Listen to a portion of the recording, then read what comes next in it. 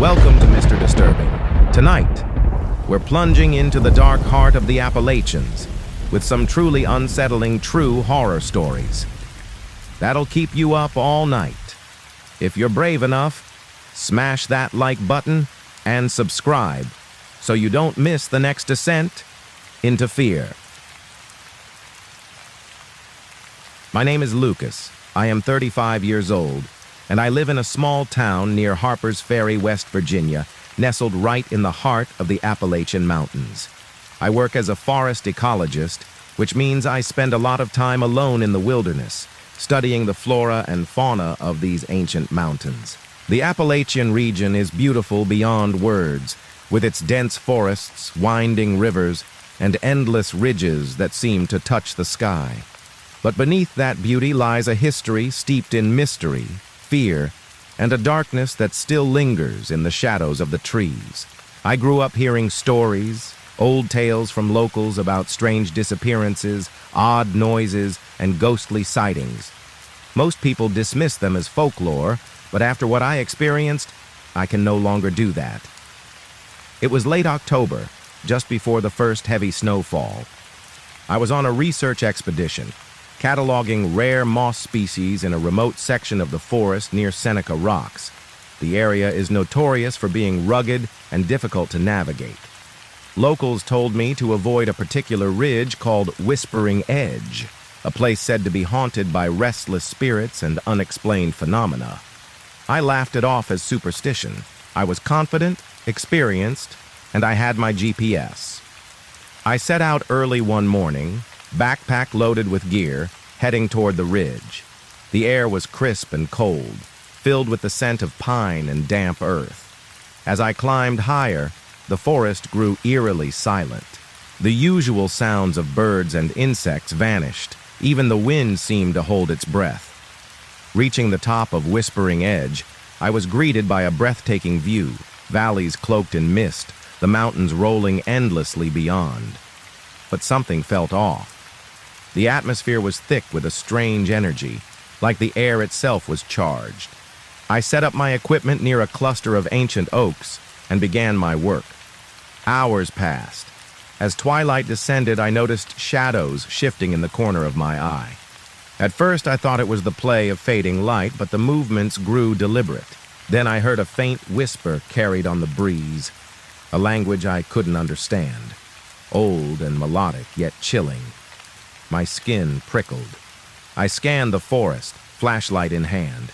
The beam caught a figure between the trees, pale and unnaturally tall. Its eyes glowed faintly, reflecting the last light of day. I froze. The figure didn't move like any animal or human I had ever seen. Slowly it vanished into the fog that was rolling in fast. Panic welled inside me. I packed quickly, eager to leave, but when I turned, the trail I had followed was gone, erased by dense fog and tangled undergrowth. I tried to navigate by compass and GPS, but the signals were weak, fluctuating as if something was interfering. Hours blurred as I wandered. The whispers grew louder, surrounding me from all sides, sometimes seeming to call my name. I was exhausted, cold, and terrified. Just as I was about to give in to despair, I stumbled upon a decrepit cabin, its timbers warped and covered in moss. The door creaked open on rusty hinges. Inside, the air was heavy with decay and the scent of smoke long extinguished.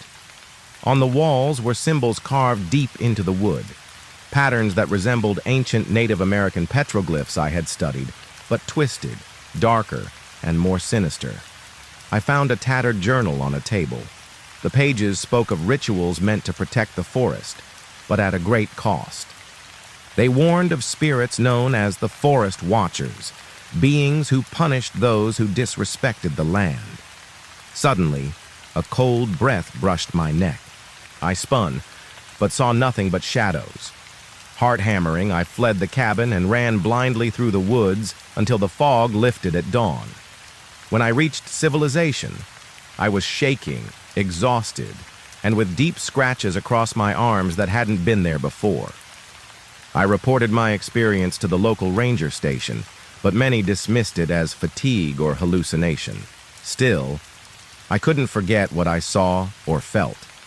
The forest watchers, the whispers, the vanishing trail, all haunted me. I returned to that area months later, hoping to find the cabin again, but it was gone. The forest had swallowed it completely, leaving no trace.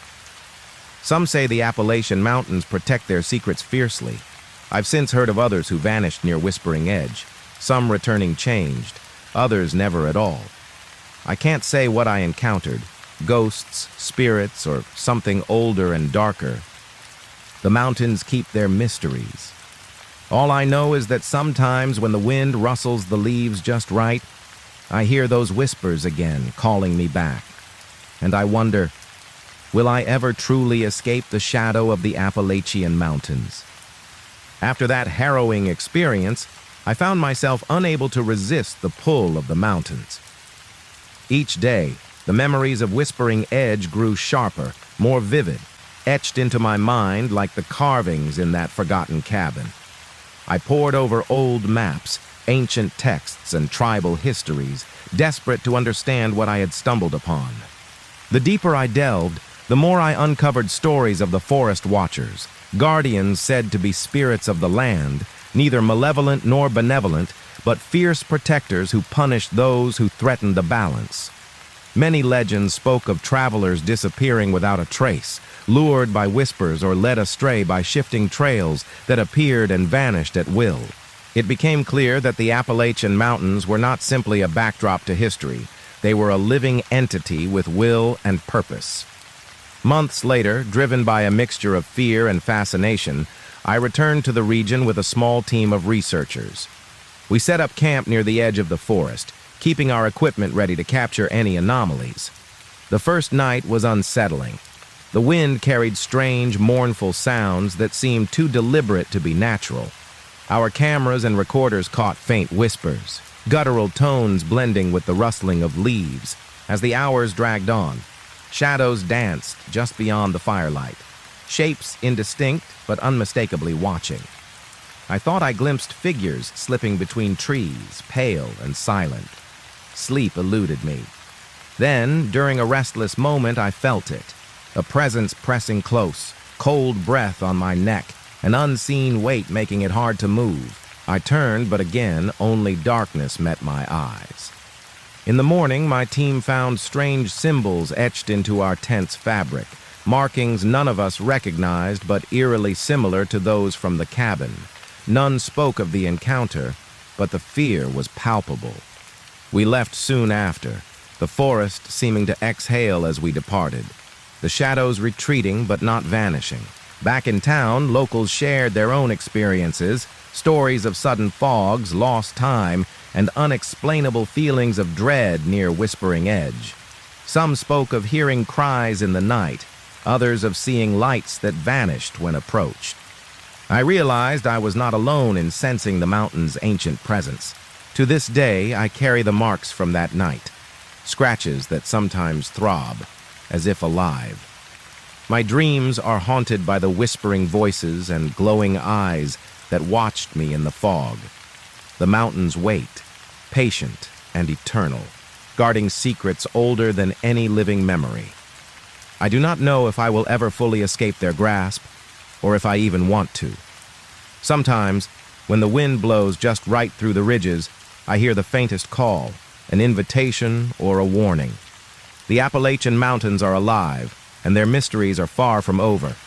As time passed, the experience at Whispering Edge became a part of me, woven into my daily thoughts like an unshakable shadow. I found myself drawn back to the forest despite the warnings, compelled by a mixture of curiosity and an inexplicable bond to that ancient place. On one such return visit, I ventured deeper into the woods than ever before, guided only by instinct and a fading memory of the trail. The air was thick with fog, curling between the trees like ghostly fingers.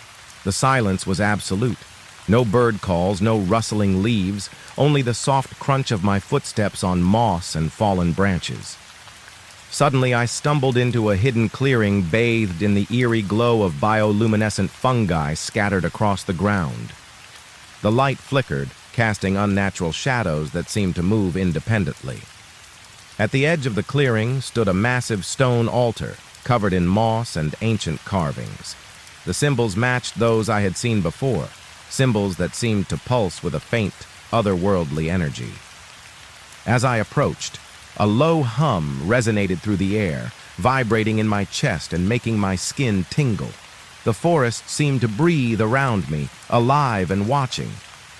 Then, from the depths of the trees, a shape emerged, tall and slender, cloaked in mist.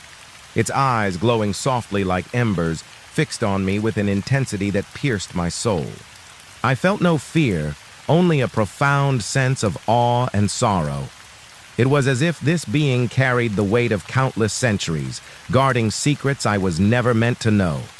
Slowly, it raised a hand, pointing toward the altar. I understood without words. The forest was speaking, offering a choice: to stay and become part of the eternal watch, or to leave and forget what I had seen.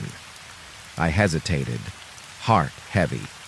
The whispers rose again, swirling around me in an ancient melody, a call to join the guardians of the Appalachian wilderness. But I chose to step back, to return to the world of men, carrying the burden of knowledge and the memory of those glowing eyes. Now, as I tell this story, I do so with a mixture of reverence and fear. The Appalachian Mountains are not just a place of beauty.